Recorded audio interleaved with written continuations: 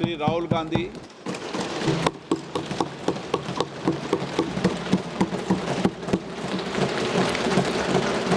Thank you. Thank you, Speaker Sir, for letting me speak on this really important matter.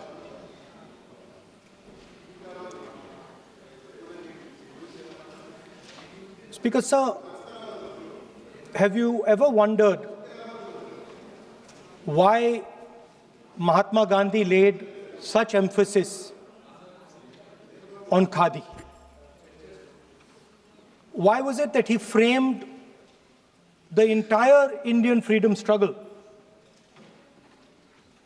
around the concept of khadi? And why is it that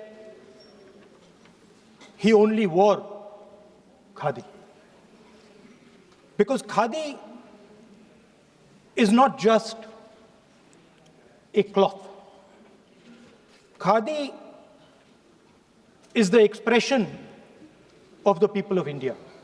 It is the imagination, it is the sentiment, it is the productive force of the people of Aaj pehnaun khadi. It is the expression of the people of India. Speaker Sir, whichever state you go to, you will find different fabrics. There's the Himachali cap, Assamese gamcha, Banarsi sari, Kanchipuram sari, Naga jacket, and you will find that all these fabrics represent the people. When the people of Assam give you the gamcha, they're not just giving you a piece of cloth. They're giving you an expression. They're giving you a piece of their history, their tradition, their future, their imagination.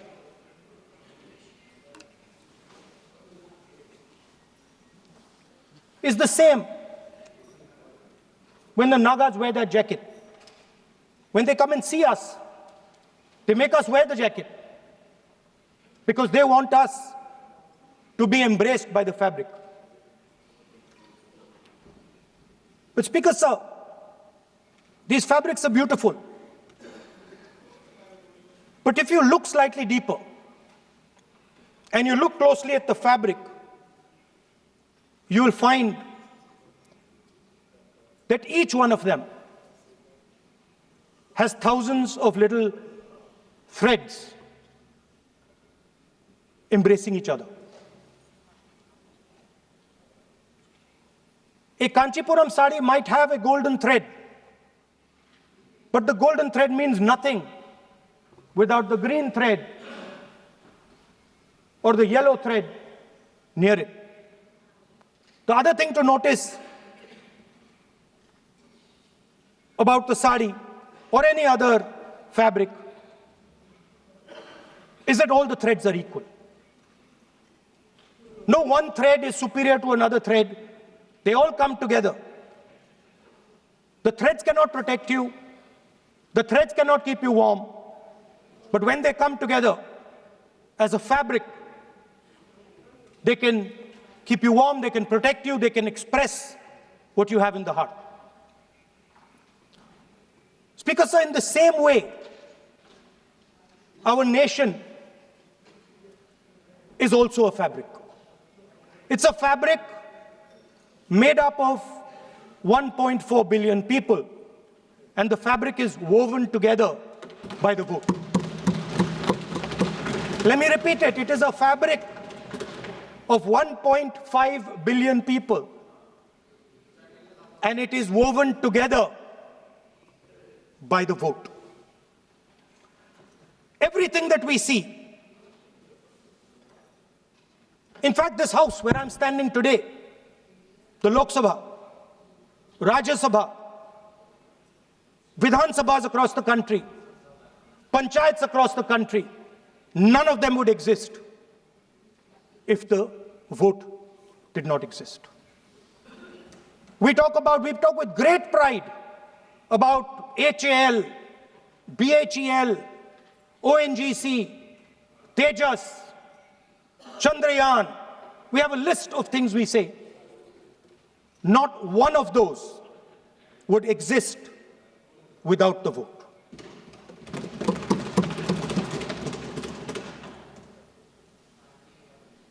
Speaker, sir, it is the idea that every thread, every person in the Union of India is equal that disturbs my friends in the RSS. They are happy to see the fabric, but they cannot stand the idea that every single person in the fabric of our country, regardless of what religion they come from, regardless of what community they come from, regardless of what language they speak, should be equal. Because they fundamentally do not believe in equality. They believe in a hierarchy, and they believe that they should be on top of that hierarchy. Speaker, sir, on the 30th of January, 1948, 3 bullets pierced the chest of Mahatma Gandhi. Nathuram Godse assassinated the father of our nation. Today, our friends do not embrace him. Today, our friends have pushed him away. He's an uncomfortable truth. But that's not where the project ended. You see, as I said, everything has emerged from the vote. All the institutions have emerged from the vote. So it's obvious that the RSS has to capture all the institutions that have emerged from the vote. So the project, after Gandhiji's assassination, the next step of the project was the wholesale capture of India's institutional framework.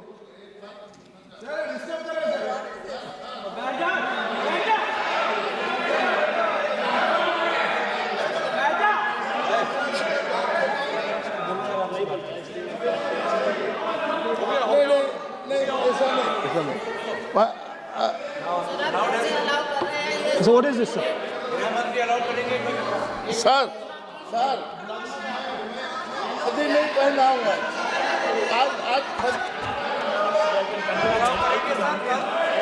I'm doing. Relax.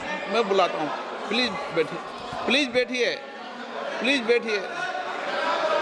So, please.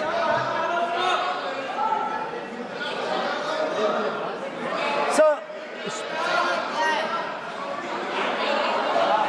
आप बोले पर हाथ मत जोड़े।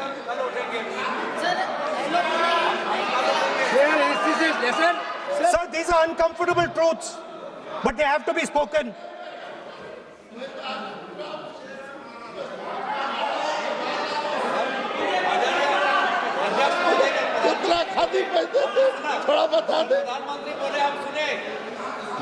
So these are uncomfortable truths, but they have to be spoken. My friends don't like the connections I'm making. They're disturbed by them. It's obvious. Speaker, sir, so after the father of the nation was assassinated, his vision of an equal India, of an India where institutions belong to the people, had to be destroyed. And so the process started, and the RSS attempted to capture one institution after the other. And I will give some examples so that it is crystal clear that this is the case. Everybody knows how vice chancellors are placed on top of Indian universities today. Every single person knows this. You go to any university, you speak to any youngster in India, he will tell you that it does not matter whether the professor has qualifications. It does not matter whether the professor has a scientific temperament. The only thing that matters is the professor belongs. माननीय सदस्य,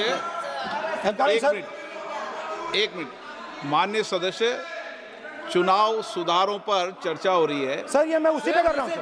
आप किसी भी संगठन का नाम जो इस हाउस में उसका नाम ले। एलओपी है तो इसका मतलब ये नहीं है। एलओपी का मतलब नहीं, आप जनरल बात बोलो। आप राष्ट्रपति भाषण में बोलिए जनरल बात। सर हम लोग सुनना चाहते हैं। सर स्पीकर सर, हम लोग सुनेंगे शांति से। हम लोग शांति से सुनना चाहते हैं और ये आप लोग सुनिए ना क्या कहना चाहते हैं। धमकी देंगे आप? हम लोग सुनने के लिए बैठा है। अभी तक नेता प्रतिपक्ष एक शब्द चुनाव सुधार पे अभी तक आया ही नहीं है। संसदीय कार्य मंत्री बोल रहे हैं। मैं स्पीकर का परमिशन से ही बोल रहा हूँ। हम सुनने के लिए बैठे हैं। अरे हम सुनने के लिए बैठे हैं।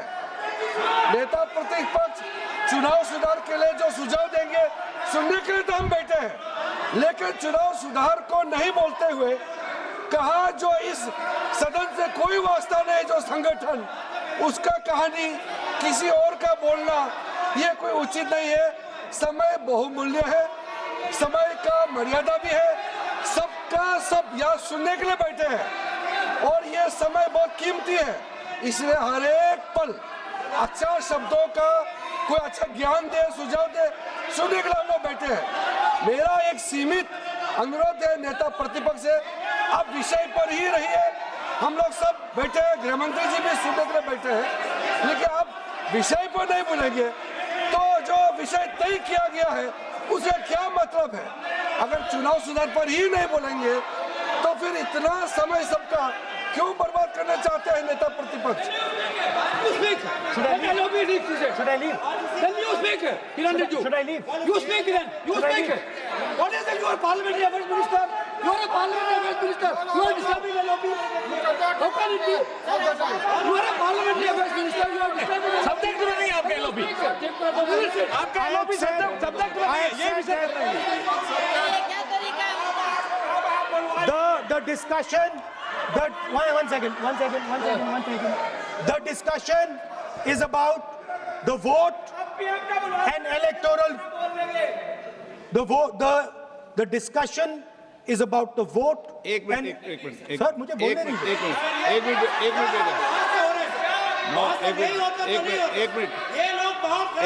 बैठिए।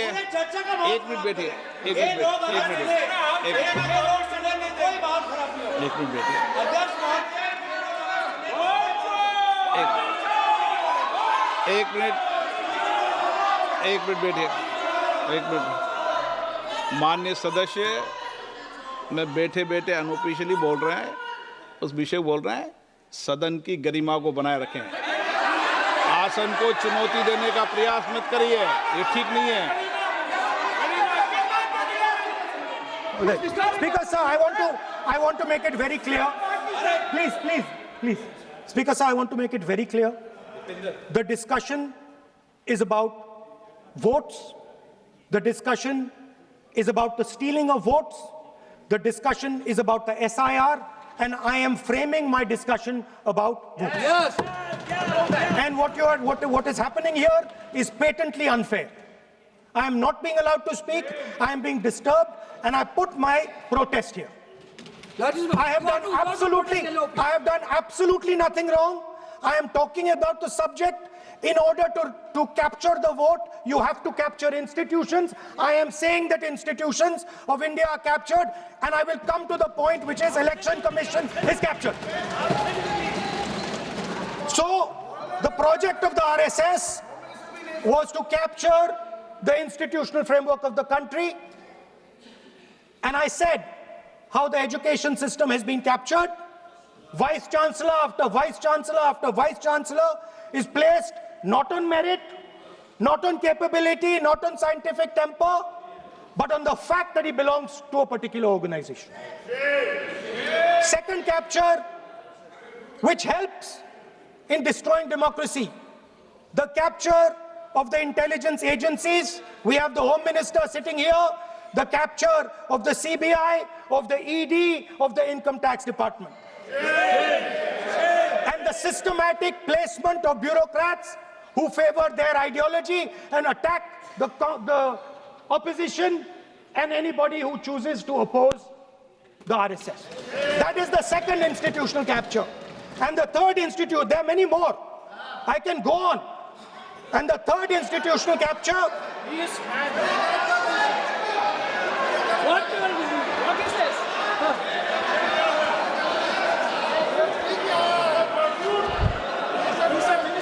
मानिए प्लीज मानिए. Yes, become sonite.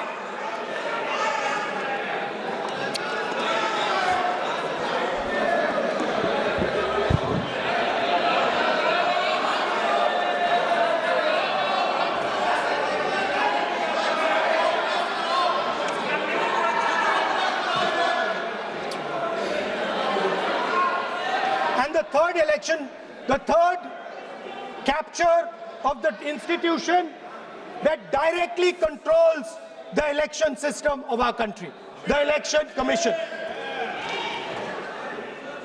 Now, I'm not saying this without proof. I have put forth adequate proof about how the Election Commission is colluding with those in power to shape the elections. But I want to ask three questions first, which will make it very clear that the BJP is directing and using the Election Commission to damage India's democracy. The first question, why is it that the CJI was removed from the selection panel of the Election Commissioner?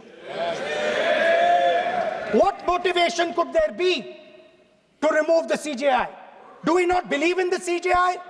Of course we believe in the CJI. Why is he not in that room? I sit in that room. It is so-called a democratic decision. On one side, Prime Minister Narendra Modi and Mr. Amit Shah. On the other side, the leader of the opposition. I have no voice in that room. What they decide is what happens. So the first question, why is the Prime Minister and Amit Shah so keen on choosing exactly who the Election Commissioner is going to be? Second question, and even more devastating question, no Prime Minister has done this in the history of India.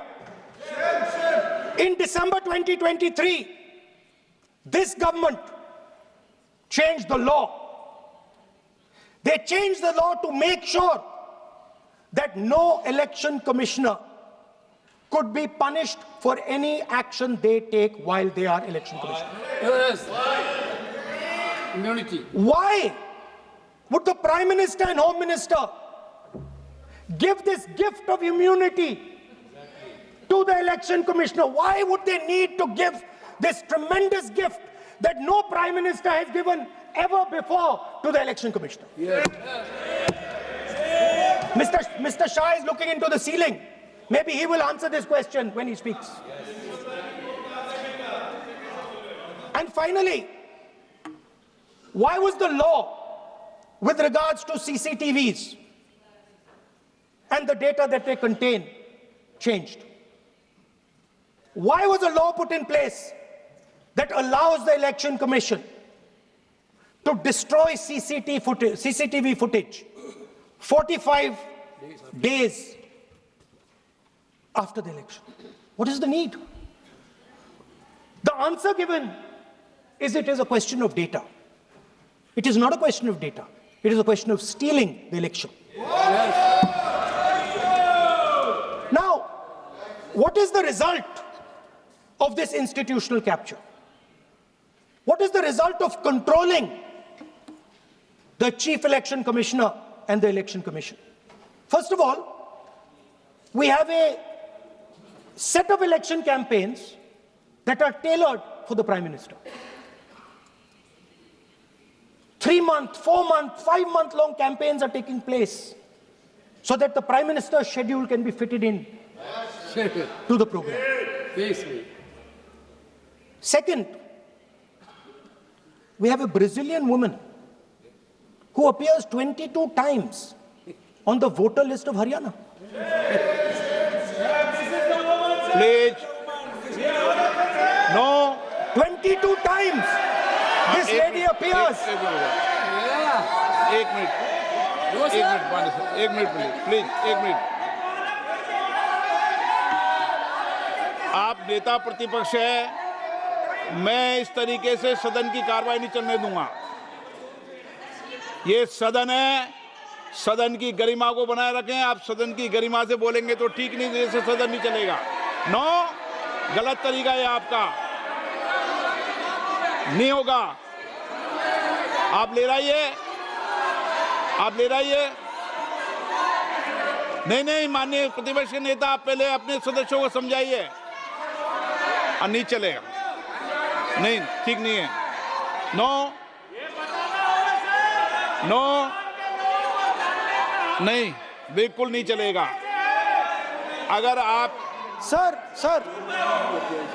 माननीय प्रतिपक्ष के नेता, आप अपने सदस्यों को गरिमा समझाइए। Sir, but ये तरीका आप इतने सालों तक यहाँ पर हैं, ये तरीका उचित है क्या? सर, विरोध का तरीका होता है, लेकिन ये उचित तरीका नहीं है। तरीका इधर पे नो, उधर का तरीका क्या है सर? नो, सबका तरीका उधर से होगा, उधर से भी बोलेंगे, इधर से बोलेंगे, सब जगह से बोलेंगे। Speaker sir, I don't agree with the showing of photographs here, but it is a reflection of our democratic structure. This is what is happening in our democracy, that you're not allowing us to show. This Brazilian woman has appeared 22 times on the voter list in Haryana. And not only that, there is one woman whose name has appeared 200 times, more than 200 times in one booth in Haryana. And it is very clear, and I have proven without doubt, that the election of Haryana was stolen and the theft was ensured by the Election Commission of India. I've said it again and again and again. Now, nowhere has the Election Commission answered my questions. The Election Commission has not told me why this lady's picture has appeared on the polling list. They have not told me why lakhs and lakhs of duplicate voters are existing. They have not told me why a BJP leader is coming from Uttar Pradesh to vote in Haryana. These are straightforward questions. And there is clear proof which I have put in front of the country. Right? But the Election Commission has no answer to these questions. And that is the result of the complete capture of the Election Commission by the people across the aisle. By the way, you're talking about SIR in Bihar. Let me say something about SIR in Bihar. Why is it that after the SIR in Bihar, 1.2 lakh duplicate photos are existing in Bihar, in the voting list? If you've cleaned up the voting list, why are there 1.2 lakh duplicates in Bihar? And we've not just proven this about Haryana. We have proven this in Karnataka, we have proven this in Maharashtra, and I'm absolutely certain this is how you're winning elections in Madhya Pradesh, in Uttar Pradesh, in Bihar, across the country. Now,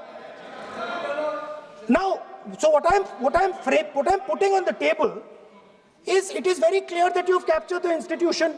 I've shown the mechanism of that capture. I'm also showing you how the Election Commission is doing things that are completely out of line. I'm not getting any answers. Right? So now, let us come to how, when we are talking about electoral reform. Electoral reform is very simple. The point is, nobody wants to do it. The government doesn't want to do it. What does electoral reform require? What we've been saying. Number one, give machine-readable voter lists to all political parties 1 month before the election. That's the first step. The second step is take back the law that allows the destruction of CCTVs, CCTV footage. Very simple, not difficult. While you're doing that, also tell us what is the architecture of the EVM. Give us access to the EVM. Let our experts go and see what is inside the EVM.